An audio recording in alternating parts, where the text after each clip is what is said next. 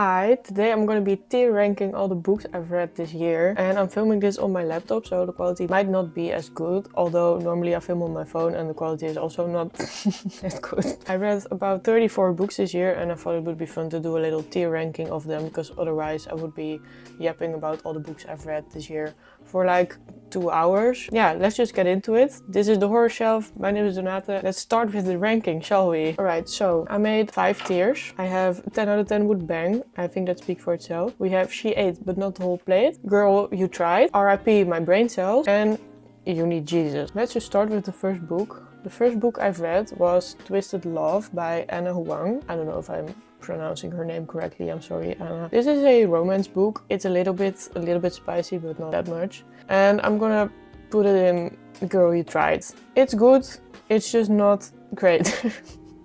I think the story is fun, it's cute, it's just 400 pages is way too long. It should have been 200 pages, and then it could be in She Ate But Not the Whole Plate. But unfortunately, it's gonna go in Girl You Tried. The book is just too damn long, I'm sorry. Then we have a horror book, Off Season by Jack Ketchum. And if you watched my last Extreme Horror Books iceberg video, you saw that I read this book and that it gave me a lot of nightmares. So I'm gonna put it in 10 out of 10 would bang. That was an effective horror book for me, not gonna lie. At first I thought it was a little bit like, the story was a bit basic, but it did freak me out a little bit. I was stressed when I was reading this, so 10 out of 10 would bang. Yeah. Then we have Twisted Lies. I'm also gonna put that in Girl You Tried. And I think I read another part of this series too this year. Let me find it. Oh, I actually read all 4 of them this year. Why did I forget that? Okay, I'm also gonna place those in Girl You Tried. This is probably not the right order of the parts. They are just all kind of mid. They are all too long, honestly. And if you really think about it, the story is the same every time.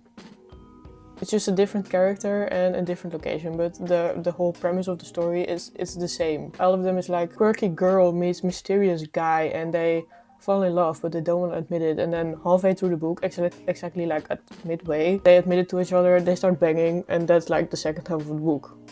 And there's a little bit of drama there as well in all of the parts. And that's the premise of all 4 of these books. Should I put them lower maybe? I'm gonna place them lower actually. I changed my mind. Goodbye. R.I.P. My Brain Cells. If I really think about it, those books are just not good. Sorry. Next one we have is A Clockwork Orange by Anthony Burgess. 10 out of 10 would bang. I still think about this book. And it was so interesting to me that the whole book is written in a made-up language. Obviously, when you start reading the book, you don't speak that language. But as you go on and on, you start learning it and it gets really easy to read the book. I think that's so impressive. So yeah, I still have to watch the movie, but the book 10 out of 10 would bang. It's great. Then we have The Haar by David Sodergren. Also a 10 out of 10 would bang. That book is so much fun. It's a horror book, but it's about an old lady living in Scotland, I think. And she meets this creature and she becomes friends with it, and it's so cute. It's a horror story, but it's so wholesome. I almost cried. I love this book. It was very, very adorable. I would recommend this to anyone. If you want to read a cute, cozy horror book, read The Haar. I love it. And then we have I Who Have Never Known Man.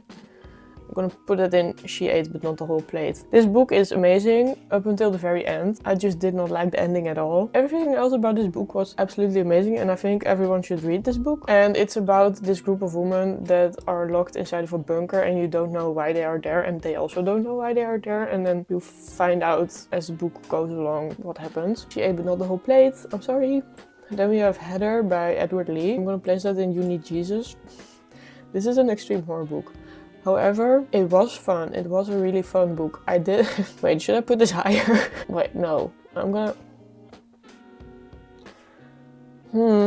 So Heather is an extreme horror book, and I read it for my Extreme Horror Books iceberg series. And it's about these hillbilly dudes that drill holes in people's heads and they stick their wiener in it. And as I said, it's extreme horror, so it's completely unhinged. But this book was actually really funny. Just gonna put it in You Need Jesus. You Need Jesus is also a positive category in this case. It was a very fun book. It's just Edward Lee, you do need Jesus. I'm sorry. And then we have Victorian Psycho by Virginia Fido. This is also a horror book, and it was extremely funny. I love this main character so much. I'm gonna put it in 10 out of 10 would bang. Now, I don't want to bang this main character, but because she's unhinged. But the story is so much fun. It's like, it sets place in this Victorian era, and you follow a girl who's, what's it called, like a stay-at-home teacher for the kids in this rich family, and she's unhinged. And she gets crazier and crazier, but she's such a likable character and is really funny as well, so 10 out of 10 would bang. Then we have A House with Good Bones by T. Kingfisher. I'm gonna put it in She Ate But Not the Whole Plate. I love T. Kingfisher. I think her books, This Is the Woman, I'm gonna make it non-binary. I love their book. And A House of Good Bones is really fun as well. It's about this kind of haunted house, but it involves plants, I think. Yeah, it involves plants and like witchcraft, and it's quite cozy as well, and I read it quickly. I did really enjoy the book, it just wasn't mind-blowing to me. Then we have Dead Inside by Chandler Morrison. I'm gonna put it in Girl You Tried. It's an extreme horror book as well. You follow this guy who's into dead people in a effed up way, and he meets this woman who eats babies and they fall in love. That's what the book's about, and it's an extreme horror book and it's kind of a parody. It is fun, wasn't mind-blowing as well to me, and I think it could also go in You Need Jesus, but I feel like with this book it's more like Girl You Tried, because it's just, for an extreme horror book, yes, it is extreme. There's some really graphic content in there, but also I wasn't that disturbed. So, and with Edward Lee I was, and that was a fun extreme horror book. So, Girl You Tried. Then we have Your Mind Is a Terrible Thing. This is also a horror book, gay horror book, I think, and it sets place on a spaceship with brain aliens, and it's like a metaphor for anxiety. And in theory, it sounds like a really fun book. It's just, it wasn't. I was not impressed. Girl You Tried. And then we have His Pain by Ralph James White. This was also an extreme horror book, and this was extremely funny as well, so I'm also gonna place this in You Need Jesus. His Pain is a really entertaining extreme horror book, and it's really done well. I think it's like, when you're reading it, you're like, how the hell does someone come up with this story? So it goes in You Need Jesus, which is the positive category for extreme horror books. Then we have What Good Girls Do by, I forgot his name, but I'm gonna also You Need Jesus. But this extreme horror book like fucked me up. It was so draining for my mental health. But that means it's a good book. In extreme horror case, it's about this... Oh wait, I should have also told you what His Pain is about. His Pain is about this guy who everything about life extremely hurts his body, basically. That's what His Pain is about. And What Good Girls Do is about a girl that has been locked up her whole life as a slave by her father. And she escaped, and her brain is kind of messed up from being locked up. And you follow her, and it's very sad. Then we have You, Me, Everything, which is a romance book. I hated it. R.I.P. my brain cells. The way I imagined this book to end was not good at all. I was like, if this book ends the way that I think it's gonna end, I'm gonna hate it. And it ended exactly like that. Why? About this woman who discovers she's very sick, and she has this child with a deadbeat dad. Her baby daddy moved to a different country, and then she's like, oh, I'm extremely sick and I need to find this guy and he needs to take care of his son. So she goes to find him, and yeah, I did not like it. I did not like it at all. Okay, Little Stranger by Lee Rivers, I think. You Need Jesus. You Need Jesus, but in this case, it's not positive, because this is a dark romance book, and it's so bad. It's so extremely bad. It's written horribly. It's about this girl and dude that are stepbrother and sister, and they fall in love, and it's a dark romance. You can imagine what happens there, but it also involves spiders and screwdrivers and chasing people and talking and blood, and it's written so incredibly bad. Like, the whole writing style it's like written like a fucking fan fiction. It's horrible. It's horrible. No, I don't want to talk about that book anymore. I hate it so much. Okay, next. Rest Stop by Ned Cassidy. Girl You Tried. Don't get me wrong. The book was very fun. It was very entertaining, very easy to read. It's a horror book. It's about a guy who gets locked up in a bathroom at a rest stop, and then things happen. It's a lot of fun. It just wasn't impressive to me. And then we have Hannibal by Thomas Harris, which is the book for the Hannibal movies, obviously. And I thought this was gonna be a good book. Like, I read Silence of the Lambs, and that was amazing. But Hannibal was honestly so disappointing. It's too long, and there's way too much details. Should I? I'm gonna RIP my brain cells. It was just so fucking annoying to read about every little detail. Like, Hannibal could be eating a meal, and you would get information on like which part of the world the meat came from, which animal, why it's special meat, and then he eats caviar, and it's like, Where did the caviar come from? Why is it special? How much did it cost? Where did he buy it? What's so special about the store where he bought it? What was he doing on the day that he bought it? You know, you get the vibe. It was like that for everything that this man was doing. No. And Boom by Duncan Ralston. You need Jesus, but in a positive way. Again, this is an extreme horror book, and it's so fucking funny. You need Jesus in a positive way. Then, Gone to See the Riverman. 10 out of 10 with bang. That book is amazing. It's also an extreme horror book, and it's just Christopher Ciano knows how to write. That's all I can say about this. He knows how to write a good book. It's about a girl who is in a relationship with a guy in prison, and the guy in prison is like, I need you to do something for me. You need to go find this key in the woods and bring it to the riverman. And so she does that with her disabled sister. She goes into the woods and she searches for this key, and then things happen. I love it. You should read it. Read this book, please. And then next to that we have part 2, Along the River of Flash. I'm gonna put that in. She ate but not the whole plate. Don't get me wrong, it's a great book. It's still written very amazing, but I think Gone to See the Riverman on its own would have been a great book. I think part 2 was not necessarily needed. I also don't really remember what part 2 is about. It's a good book. I do remember that I really enjoyed it, but was it necessary? No. She ate but not the whole plate. And then we have The Queen by Nick Cutter.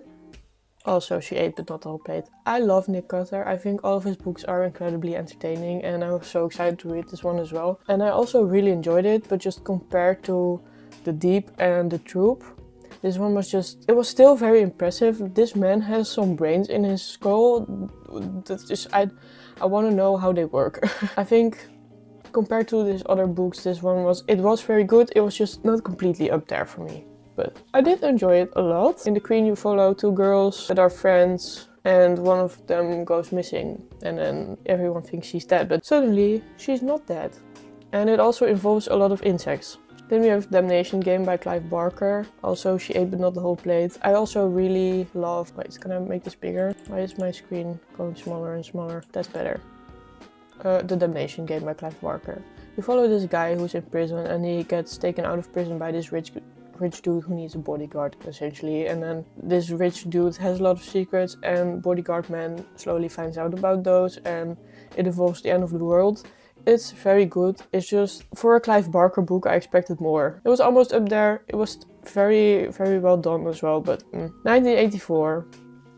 Girl, You Tried. I know this is a literature book. I know the meaning is incredible. I know how important this book is. I just absolutely fucking hated the writing style. I'm sorry. I really, really did. Girl, You Tried. What you gonna do about it? You can't stop me. I'm gonna do what I want. Alright. Chuck Palahniuk, Invisible Monsters. 10 out of 10 with bang. I love this book. I also love Chuck Palahniuk in general, but Invisible Monsters was a lot of fun. You follow this girl who used to be a model, but her jaw gets blown off by a gun, so she doesn't have a lower jaw anymore. You follow this drag queen, a random guy, and they go on a little journey, and yeah, it's completely unhinged, and it talks a lot about beauty standards. It's a lot of fun. I really do recommend this book. If you like an unhinged book, please read Invisible Monsters. It's amazing. And then we have Clive Barker's Books of Blood. 10 out of 10 with bang. Obviously, it's Books of Blood. I mean, come on. It's amazing. So it's this compilation of short horror stories written by Clive Barker, and it's about this big. Like, it's a big boy. It's about 1,000 pages, all the stories together. They are all really amazing, and by reading this you really get to know how much of an amazing author Clive Barker is. So yeah, and there are also some horror movies that are made out of these stories, so that's also really incredible. I loved it. Then we have The Omen, which is the book for the movie The Omen, and honestly it was really entertaining. I'm gonna put it in She Ate but not the whole plate. It's about this, it's kind of like The Exorcist in a way. It's about this little boy who gets possessed, and yeah, speaks for itself. Yeah, it was really good. I had a great time reading it. It just wasn't that mind-blowing to me. So, She Ate but not the whole plate. Then I have Wolf by Mo Hader. This is a thriller, and it's about a little boy who gets missing. You figure out what happened to him, and about the person who steals kids. It's really messed up. It's great, but also, I mean, I like all Mo Hader books. It's just this one, it was great. It didn't really have that much of a wow factor to me.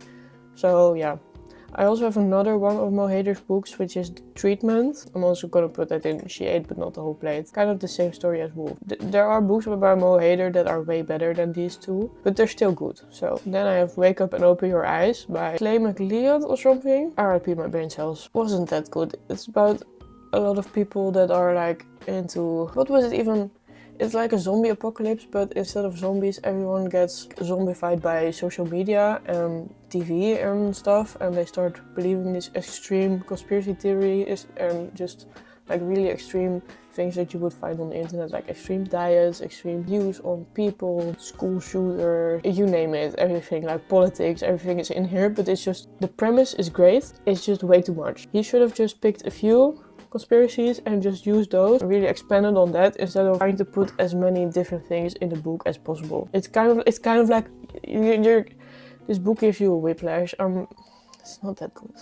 And then I read Berserk. Now I didn't read all of them. I read a few parts of these. I'm gonna put them in She Ate But Not the Whole Plate. Mostly because I haven't read enough of Berserk to really form an opinion on it yet. I just read a few parts and obviously it's like a gigantic series. It's good so far. It's great. I just need to read more. So for now it's in She Ate because I was very entertained with the first few parts. Then I read a random niche Dutch book which made me cry, but it just follows a story about a family and the parents get older and dog dies, and yeah, it was very sad. Also when She Ate But Not the Whole Plate. It's great. It's just, yeah, it made me cry. I don't know. And then we have What Moves the Dead by T. Kingfisher. I'm also gonna put this in She Ate But Not the Whole Plate next to the other T. Kingfisher book. Because with this one also, it's good, it just wasn't, like, it didn't have the wow factor for me. It involves a lot of mushrooms, it involves a really big gothic house and the forest, and yeah, the whole atmosphere is great. It was a good book. Was I that impressed by it? No. I think those are all my tiers. Yeah, I'm content with this. I read so much books this year. Let me make this bigger. I read like double the amount of books that I read last year. I was really on a roll here, and I would like to thank my e-reader for this, because I have an e-reader since this year and it really just makes me read so much more because I can bring my e-reader everywhere. Love it. I recommend an e-reader. That's everything I read this year. Have you read any of these books yourself? What do you think? Let me know. And thank you so much for watching, and I'll see you in the next video. Bye bye!